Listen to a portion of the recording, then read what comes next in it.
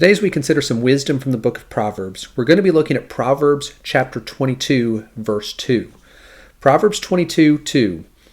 The rich and the poor have a common bond. The Lord is the maker of them all. People a lot of times want to focus on the differences between these two groups, the rich and the poor. And it's very easy to see differences, especially in the extreme rich and the ones who are the very poorest of the poor.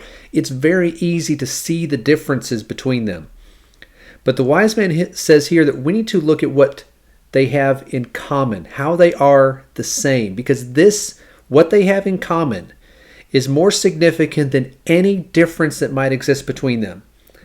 So what they have in common, what all of us have in common, is that God is our creator. So it doesn't matter how rich someone might be, it doesn't matter how poor someone might be, no matter what group someone might find themselves in, what circumstance they are in this life, wherever we are, God is the maker of all of us. And because God is the maker of all of us, that means, despite our differences, all of us are inherently equal. We are all made in the image of God. We all have the same worth as human beings. That also means that we're all accountable to God. And so as we look at ourselves, we don't need to look and see, well, how do I compare to this rich person over here or to this poor person or anyone else? We need to be looking to see, how do I compare to God and His will and what He wants me to do? Am I living up to the standard that is found in His Word?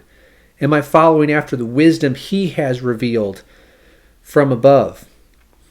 That's what we need to be considering. That's what we need to be doing.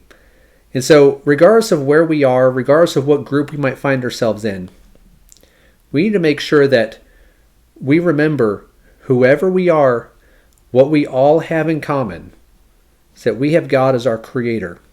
And so, let's make sure that we remember that we live our lives in a way that honors Him and carries out His will.